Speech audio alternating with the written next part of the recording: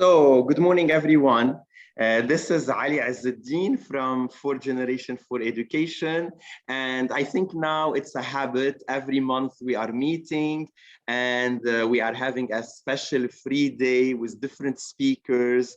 So feel free to introduce who you are in that chat. Let us know where are you watching from. And let me start by saying good morning to Rola. Good morning, Rola. Good morning, Ali. How are you? So as you can see in that chat, we have people watching from, let's say, many different countries. Let's start with Lebanon and saying good morning to everyone in Lebanon, South Korea, Indonesia, India, Saudi Arabia, and UAE here in Dubai, the people in Egypt. So this is very beautiful to see all the people connected virtually. Ayat from Jordan, hello. For all the people who are watching us from live on Facebook, I'm going to be also tracking all the live on Facebook and checking all your questions, all your comments, all your interaction. So people are here ready for a day full of learning, 7 different speakers and 7 different webinars about assessment. Rola will start the day with the role of assessment in teaching and learning processes. And Rola, let's know a little bit about who you are, Yes. And then we can go in details about the session. Thank you, Ali. So as you said, our session today is about the role of assessment in teaching and learning processes. Actually, let me just move on to introduce myself. First, my name is Rolla Hallak. I'm Lebanese working in Dubai as a PYP Coordinator. I have a master's degree in Education, Leadership and Management from LAU. I've been an IB educator for 16 years. An IB educator, an IB workshop facilitator for 11 years. I'm a wife, I'm a mother, I'm a coach, I'm a learner, and I have so many other inspiring roles just to make a better and more peaceful world. So we started together, no? We should tell them this, that we worked together, let's say a few years ago in Lebanon, and now we are both in Dubai. And I think Rola is now starting and working in a startup school, which is an amazing experience, right, Rola? Yes, new journey, new learning experiences, leadership position. That's really amazing and very inspiring. So that's why we continue to be learners, by the way. Yes, you prepared the 3 questions for us this morning that we are going to unpack together. What did you prepare? Yes. So during this session, we are going to explore what is the purpose of assessment. We are going to explore and find out who are assessment capable teachers and who are assessment capable learners as well. We are going to think about tasks that empower these capabilities and enhance them in our learning communities. We are going to look for some strategies that reflect authentic and effective assessment. First of all, we are going to use the chat box right now in order to reflect on why do we assess. So I would like every one of you to drop down in the chat box the purpose of assessment. Okay, so why do we assess? This is the first interaction, and let me tell you, all our workshops today are very interactive. So you will see a lot of thinking on Facebook or here on Zoom. You can start sharing your idea. Why do we assess? And I'm starting with the first answer from the chat, Rola, to know about our planning and if we need to do any change. We do some test knowledge, and then we can check our objective to make sure that we covered our objective. It's a part of the learning journey, and then it's an ongoing reflection process. Make sure you are putting everyone in the chat so everyone will be able to see and to read all these reflections, to see how well we are as educator and if we are on track, and then applying the concepts and the skills that we are teaching. Identify the strengths and the areas to improve for our students, assess the prior knowledge, and then again, you have plenty of ideas coming in that chat, Rola. Fill in the gaps. Yeah, it seems that the people are awake this morning. Yes. Let me say good morning to Tahani. Tahani is watching on Facebook, and she said to guide our instruction, to know our learners, to evaluate the learning process. So these are some of the ideas that the people put in the chat, and I was able to read and to catch. Okay, that's great, actually. Thanks for your diverse, actually, and brilliant answers. Now let's move on. Okay, actually, in order to figure out or think about the purpose of assessment, we have to consider life as a journey to prepare students in life and for life. So that's why I would like you to think about the fact that in life, actually, we are given a test on daily basis, and this teaches us actually a lot of lessons. This is how it goes on. However, actually, in certain schools and in some learning communities, we're still going the opposite way around. So we teach a lesson and we give the students a test. So actually, it's time just to reflect on to what extent are we preparing students in life and for life? To what extent our school communities actually reflect real life experiences and real life situations when it comes to assessment? Just think about it. So assessment or learning actually is a process. It is not an event by itself. I cannot ask the students to stop right now and say, okay, so here is the test, go take it. It is a process, and we have a lot of understandings that we have to keep in mind that we are constructing with the students and by the students. So one of the major beliefs when it comes to assessment is that it is ongoing, it is integral to teaching and learning, and it is used to monitor the progress of our learners. So what is the purpose of assessment? First, actually, it is to monitor, first it is to inform and differentiate instruction. As you said in the chat, actually, we do assess in order to find out what the students know, what the students understand, and what the students can do, and maybe what the students would like to learn, so that we take this data, we analyze it, and we sit in collaborative planning sessions in order to find out how best we will guide the students or take them throughout a journey that is really fun, that is really enjoyable, to reach actually what we want them to learn, as our curriculum actually specifies, and what they want us as well to learn. So assessment data is used to inform and differentiate instruction. I will discover who are my students, what they want to learn, and how best they learn as well.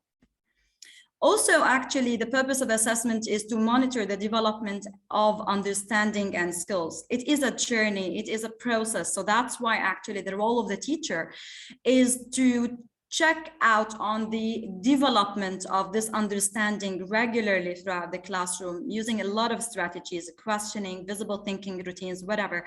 But I have to make sure that the skills and the knowledge and the understandings that we are targeting as teachers and students in partnership are developed. Also, we use assessment in order to measure the performance. We just like try to figure out where the students are according to a rubric, according to a developmental rubric actually that we have in mind, related to different skills, related to different facts, related to different concepts and conceptual understandings. We use assessment, or the purpose of assessment is to evidence learning. We need to find out evidence to make sure that this student knows something we want him to learn, and understand something we want him to understand, and can do something that we want him, or he wants as well, to do in the learning process. So evidencing learning is one of the major purposes of assessment, so that actually we know what the student as a whole child, or the student actually, the progress of the student. The purpose of assessment as well is to report on assessment data, to communicate actually with the school, different stakeholders like the parents, the school administrators, the students themselves, actually where they are. It's very important to communicate actually what we are investigating and what we are researching as educators. So therefore, now we are actually, after just learning about the different purposes of assessment, we are going to go into a poll so that you categorize actually the different purposes of assessment. I would like you to list the top 3 purposes according to your emphasis or what you emphasize on in your schools. Rola, unfortunately, they cannot do the top 3. They are going to pick only one. What is your priority? So using the poll feature that you are able to see on the screen for all the people who are interacting with us on Zoom, and for the people who are watching on Facebook, you can just put in the chat which one is your top priority. So I'm going to give a few seconds, and then Rola, I'm going to tell you our audience, how did they put these according to the priority, and checking again, where do they put much value, or where they are spending more time regarding the assessment. And Rasha on Facebook, she's saying all of the above. Yes, Rasha, it's all the above, but which one is really your priority? We're trying to guess the audience where they are putting the priority. So for all the people on your phone, on your device, on your laptop, I have the poll on the screen, and you can vote and choose a single choice. I didn't put a multiple choice, so we can see a little bit the ranking and where you are putting a lot of time regarding the assessment, or the priority regarding the assessment. So let's end the poll, and I'm going to give you some data, Rola, and I'm going to give you the statistics. So 58% of the people watching today, they said they want to monitor understanding and skill development. This is number 1. And then in the second place, I'm going just to read the top 3. The second place went to inform teaching and differentiate assessment. And then finally, the third place goes to measure performance. So these are the priorities for our audience this morning.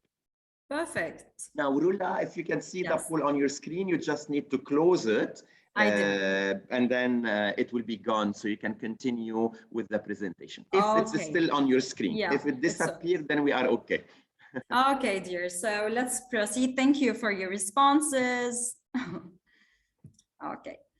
So while keeping the purpose of assessment in mind, it's very important to consider actually the connection between assessment, curriculum, and pedagogy. Actually, what we do is we assess the students' actually knowledge, prior knowledge, their skills and their understandings, and this is actually pre-assessment. And then we analyze the data, plan for relevant, meaningful, challenging learning experiences. And throughout these learning experiences, the role of the teacher is to monitor progress. And here comes actually formative assessment. And then using formative assessment, we have to reconsider what the teacher actually, or what we are doing with the students in a way to revise the curriculum based on this data. So this is actually a very important connection we have to be aware of as educators. Now, the ultimate goal of assessment is growth, because I want the students actually to grow as a global citizens. I want the students to grow as a whole child. And nowadays, we are talking more about holistic assessment. We're talking about the assessment of the whole child. However, we have to consider who is this child that we are targeting or we are actually developing. It's very important just to be aware that our target or our purpose is not only academics, is not only like some facts that I would like the student to know, but nowadays we are working on character, we are working on citizenship, we are working on so many other skills that could be the passport for the student to guarantee a job, such as effective oral and written communication, problem solving, entrepreneurship, curiosity, resilience, ability to adapt, and so many others. So that's why actually it's very important as well to, with the agency in mind, with the concept that the student has to be an agent, a change agent in the school community in mind. We need to promote self-regulation and self-assessment and self-direction, self-monitoring, emotional regulation, and so many other skills that we can, as educators, enhance if we apply good assessment practices.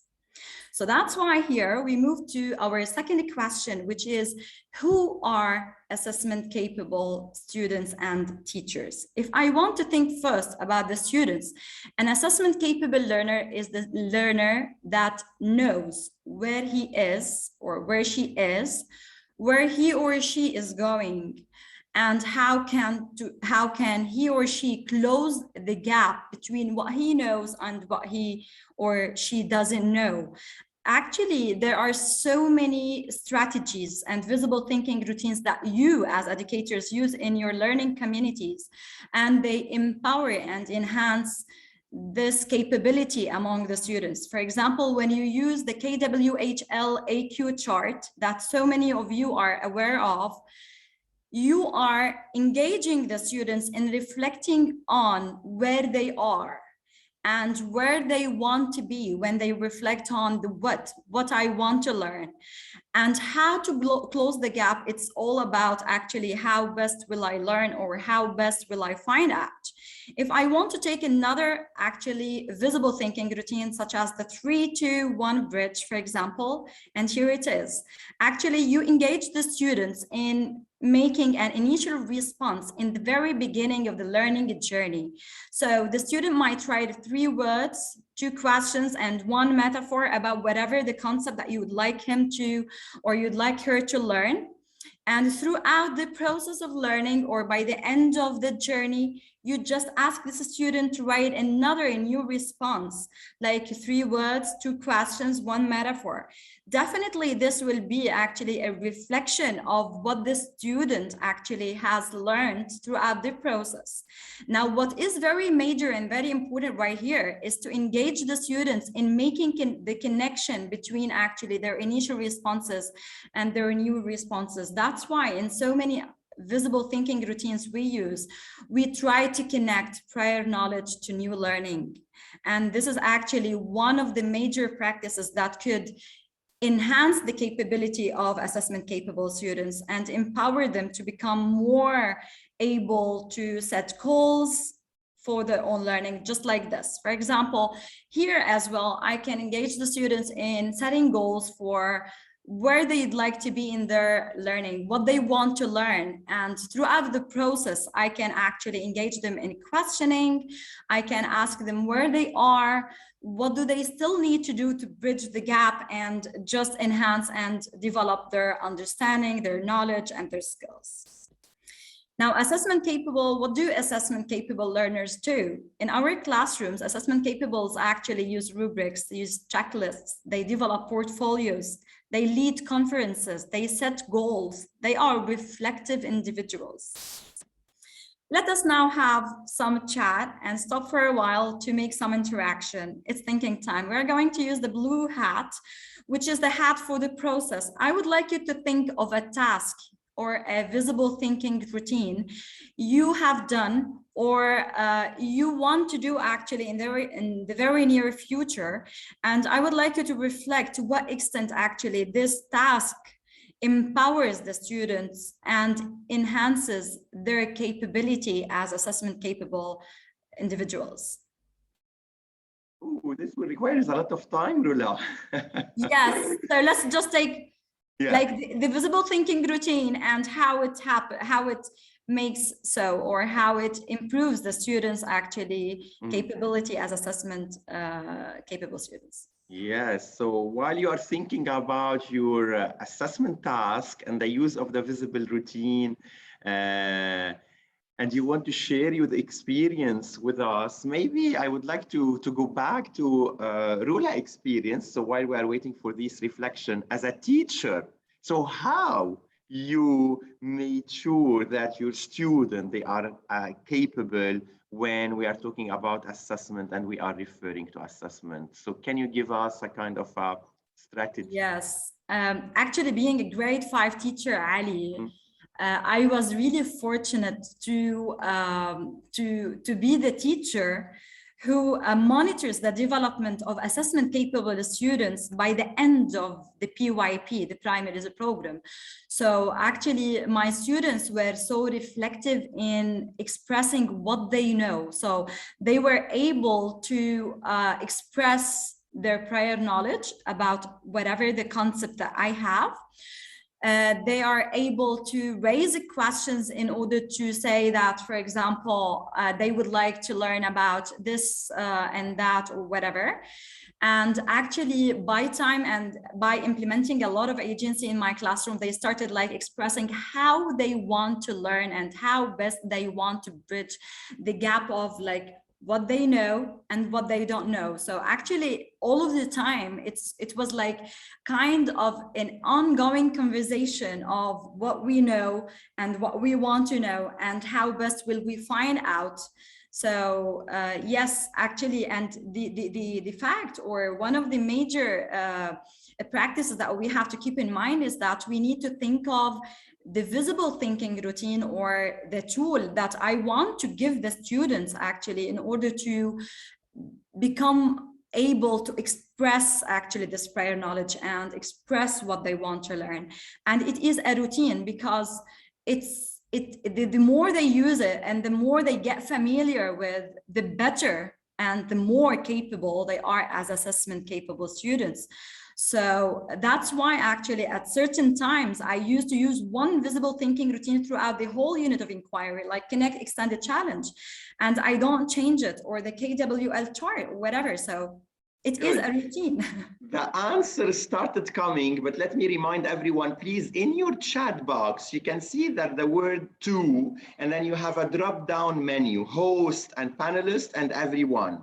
If you are sending to host and panelist, it's only me and Rola who are able to read your answer, but we want to share all your experience with everyone. So I'm going to read Riham message from the chat and then Majid message from the Facebook. So Riham, she said, I assigned a group task once to discuss and think together about a question. Then they had arranged together how to present it, made them reflect later on the theme of an autobiography that we read afterwards. So you see, it's this whole kind of planning step by step, giving the student the decision and the lead. And then Majid, he said, also referring to a reading a story activity. So after learning the story, we used the 6 hat and then we looked at evidence from the story. This is number 1. And then sometimes I gave them action and characters that they can connect with the hats, and they had to justify what is the connection between the thinking hat and the task given. So these are some of the ideas. And I would like to highlight this whole idea that you shared, Rola, about creating the culture of the thinking routines regarding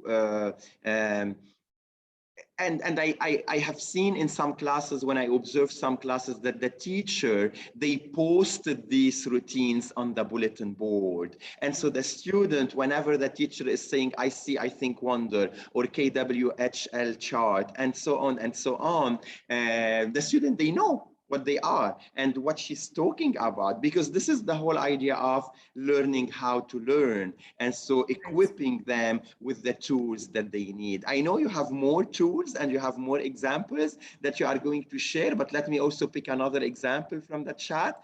So Muna, she said, we use the KWL charts, so we encourage the student to assess where they are, what they know, where they want to go, and then they are aware of this learning process.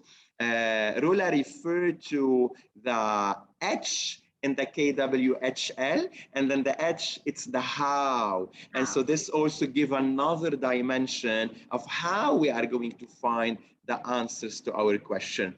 I can see all these paragraphs are coming now in the chat because the task required a deep thinking, and we're ready to continue. Thank you for everyone who joined and participated in this reflection. Yes, so to recap, actually, the main point is that we have to be reflective on whether the task that we are giving for the students actually engaging them. Is it engaging them in reflecting on what they know and what they want to know? Is it connecting to their experiences and previous experiences, so that I make actually meaningful connection with what I want the students actually to learn? Now we have to move to, okay, so we know that assessment capable learners won't actually be developed if we do not have assessment capable teachers, and we are role models in the learning space that we actually function in. So actually, what do assessment capable teachers ask? They ask questions related to the support that the students actually need in order to move forward in the learning. Assessment teachers also ask, how might I observe and notice my students learning so that I can evidence learning? And here we can just think about the teacher's awareness of the different strategies and the tools that she uses in her, or he uses in her classroom in order to evidence learning. Assessment capable teachers as well ask, how might students be empowered to drive their own learning, just as you have done so far in the chat. You were reflective, assessment capable teachers thinking about a task and trying to reflect on a task that could empower the students.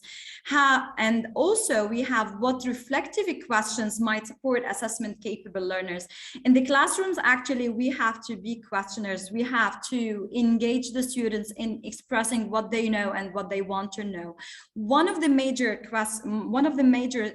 strategies we can use is questioning. So to what extent I am actually engaging the students in such conferences in order to let out or like unpack what the students know and want to learn. Now I have the zone of proximal development, or ZPD approach. What I just want to say right here is that both assessment capable learners and assessment capable teachers use or apply the ZPD approach. The students don't have to know about the name of the approach, which is very theoretical. However, actually, as educators, it's really good to be aware of. Now, what is this? It is actually the gap that it is the gap between what the student actually knows and can do and what he doesn't know and cannot do. The wider the gap is, the more scaffolding and the more guidance from the teacher this student actually needs. This ZPD approach actually views learners as capable individuals. They can reach, actually, they can know and they can do whatever we want them or they want actually to know and do. It is a future oriented because it allows us to see or to start with the end in mind. Where do I want my students? What knowledge and what skills and what understandings I would like them to construct. And it is learner driven because it focuses on the strength of the learners, as you have actually expressed in the meeting chat right in the beginning of this session. Okay. Now, how does it look like in practice? Actually, I will connect it to the cycle or to the connection between assessment curriculum and pedagogy that I have shared in the very beginning of this session.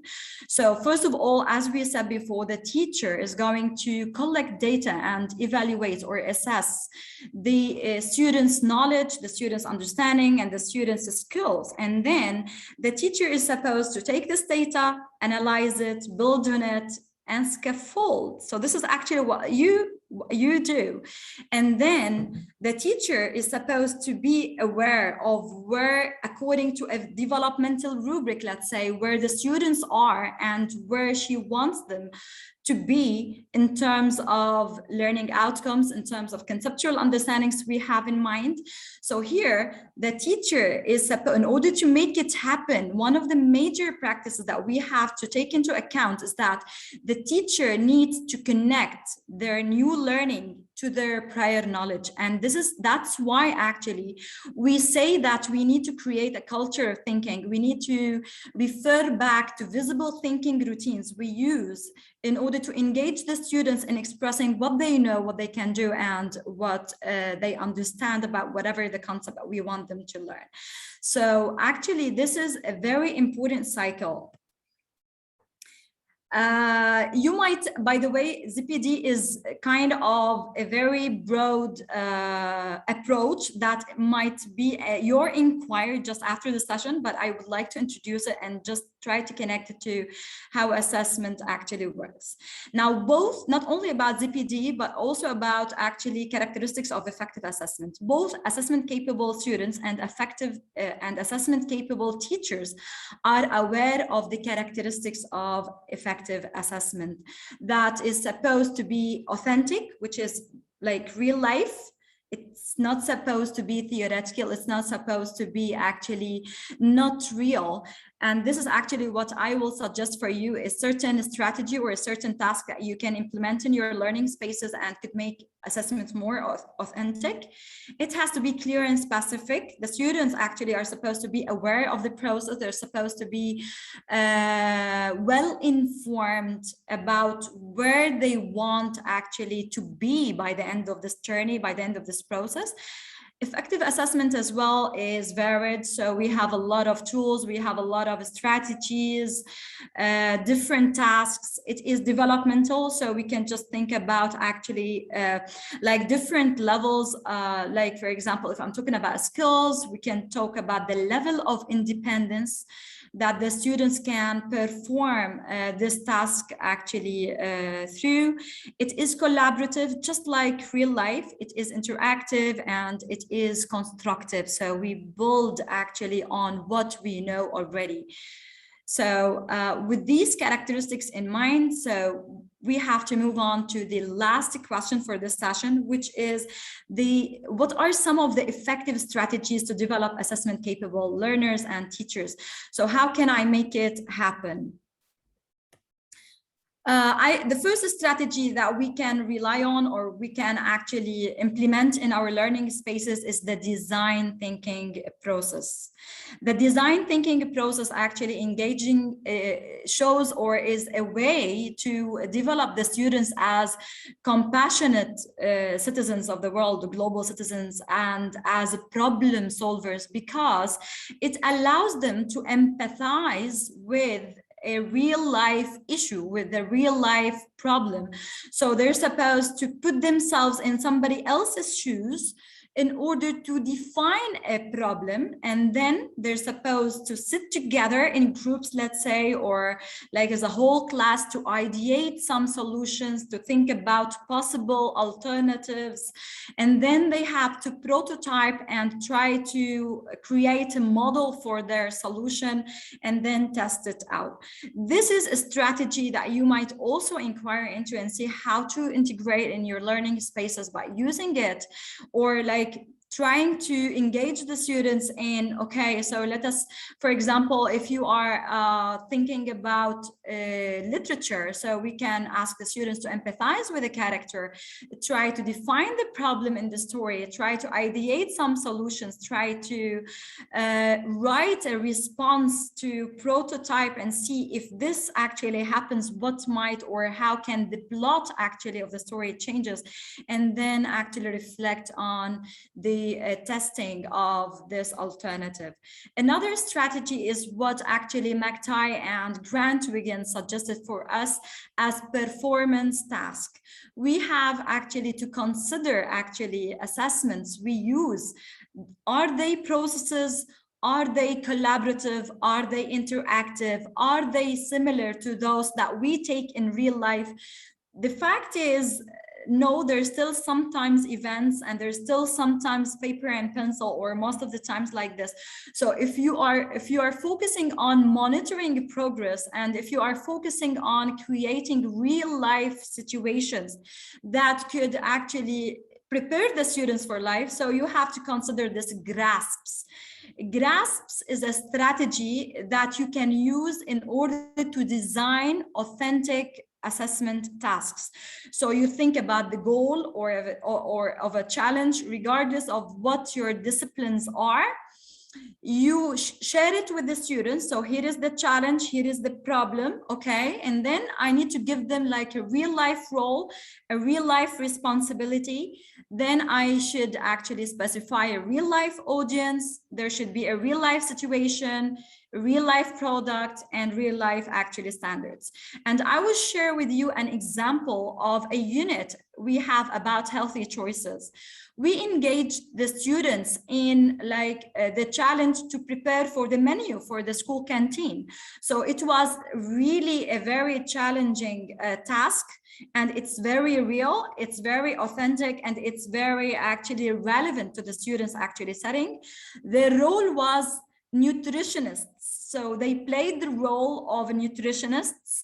Their audience was actually the school district, and the situation was to explore the different needs and the culture of the school, of the students in the school, in order to design actually the best or the most actually appealing menu that takes into consideration the food guide pyramid and so many other needs for the students that are in our school. So this was actually their product, and definitely they were really engaged as assessment capable students to co-construct the success criteria. So the standards actually was not only given to the students just, okay, so these are the standards that you have that you will be assessed on, but the students actually collaboratively thought of how should their menu look like based on what they have learned and based on what they have actually inquired throughout the process of the unit of inquiry.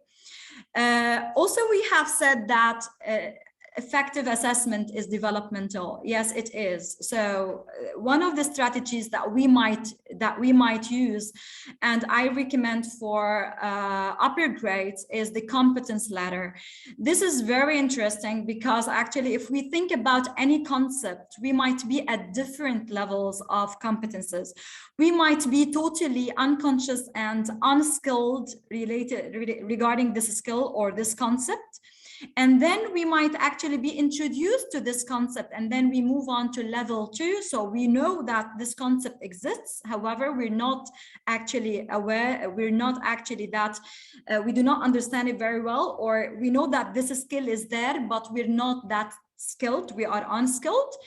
If we go throughout different learning experiences, we become more like consciously skilled. It's like, just like when I sit for the first time driving a car, I think about every single move, about every single function in this car. And then actually, as this choice, and as I keep on thinking about the different choices I have related to this new skill, I started actually getting more into my comfort zone, and then I will be unconsciously skilled, just like I'm driving right now. I do not think about what moves I'm making, but I'm just like, it's a habit. It's not anymore a choice. And here I want to connect to the ZPD approach. As we are actually developing and enhancing the students' actually knowledge and the skills, the students are moving from the outside circle of what they can do to the inside circle, which is what they can do, which is their comfort zone. And this could happen only if we are scaffolding and guiding the students in effective strategies and routines in the classroom. Another reflective tool we can use is the blob tree or the blob playground or the blob bridge, whatever. Here we can engage the students as assessment capable learners to reflect on where they are and where they want to be. And we can refer to this reflective tool in so many different times throughout the learning process. So it is fun, it is engaging, and we can actually engage the students in explaining why they are there and talking to somebody else about the place they would like to be and justify it as well. One more visible thinking or one more like reflective tool we can use other than the competence ladder or the blob tree or the blob bridge is the learning pit. Every one of us, if we want actually to step out of what we can do or what we learn, we are stepping out actually our comfort zone. So it's definitely that we feel a little bit of tension. We might slip into the learning pit, but actually by just like, if we are learning and if we continue to explore this concept and this skill, we are going to get out of it. So the learning pit is also another fun reflective tool that we can use with our students to engage them in reflecting on what or where they are in regarding a skill or regarding a concept. So if they're facing a challenge of what they want to learn about something, so the students actually might actually be engaged in, like, for example, putting post-it notes to identify where they are on this pit. Actually, we want the student, as you can see on this pit, we have kind of collaboration. In order to get out of this, we have to consider the fact that we are engaging the students in collaborative tasks. They are sitting together, they are scaffolding, and the teacher right here is not the only one doing the scaffolding or the guidance.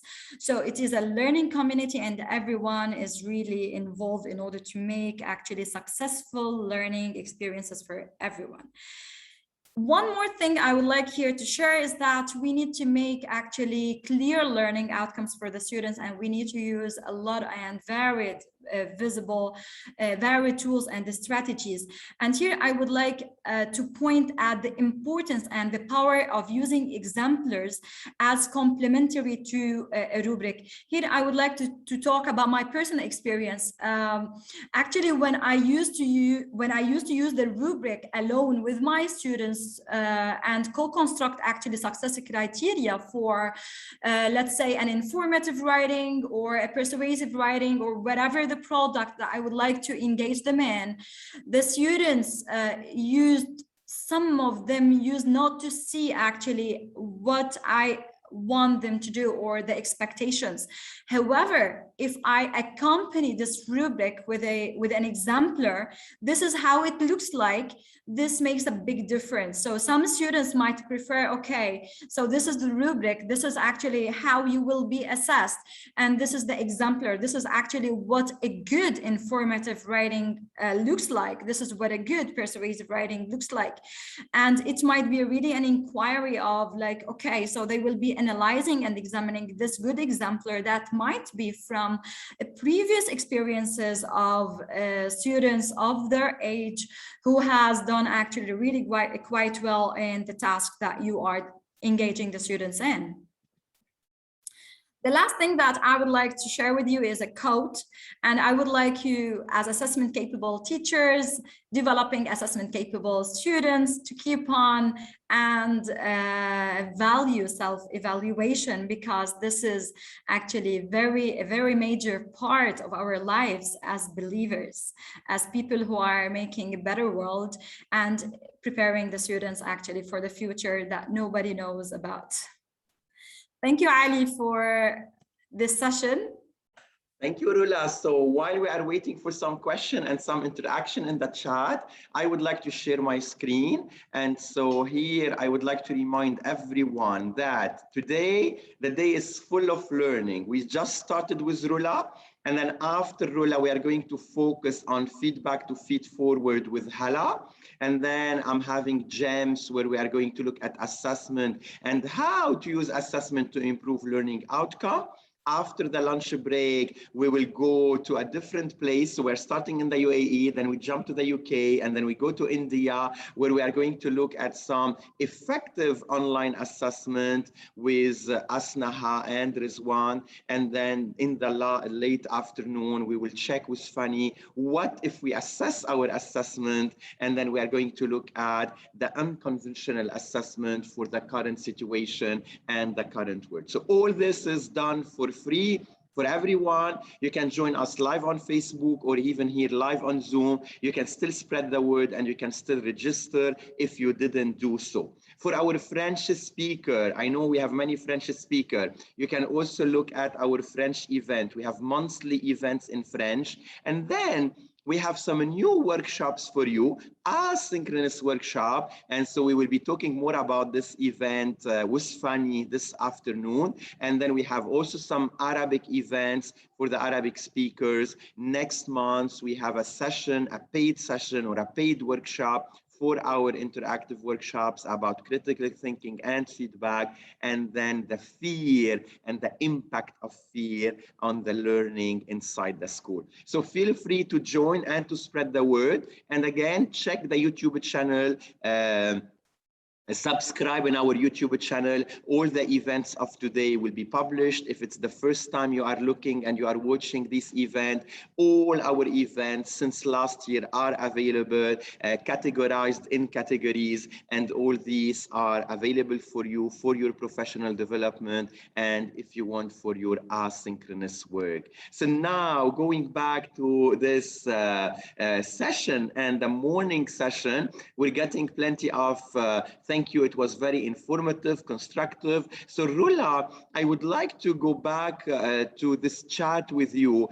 and to check with you, like in a startup school now, as a PYP coordinator, you are starting in a school, or even any leader in a startup school. What is your advice to create a culture of shared assessment between the teacher, the student, and the parents, of course?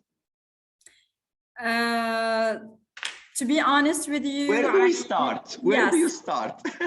Actually, I'm starting from the policy. Yes. So I have engaged the teachers in reflecting on the assessment policy with definitely what the IB, because we are an IB PYP school, candidate school so far. So with the IB beliefs about assessment in mind, the teachers were engaged in revising the assessment policy. And then what we are doing right now is reflecting on continuously on our assessment practices during our collaborative meetings. We are actually reflecting on the fact of to what extent our students are assessment capable students, to what extent they can reflect on what they know and what they can do, because actually our purpose is to empower them and create a culture of thinking that could allow them to express actually this prior learning.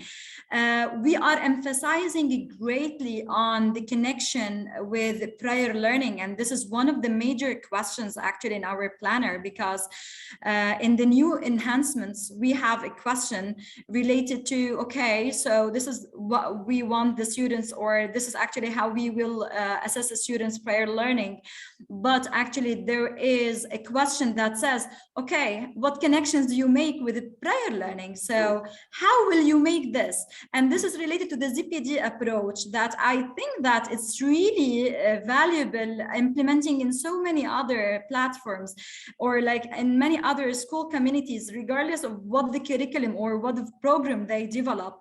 But we have to be aware of it. Are you, as assessment capable teachers, making connection between prior learning and the new learning continuously with the students? So, okay.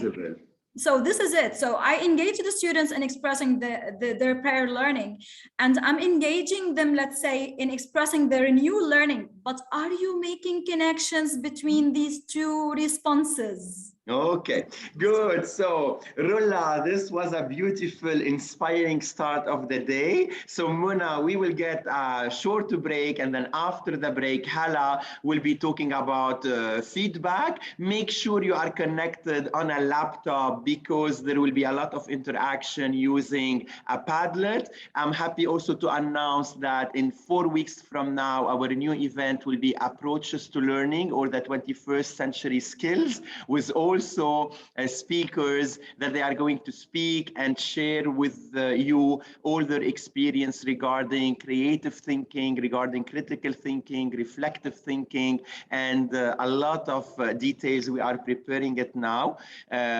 The announcement will be published the beginning of November.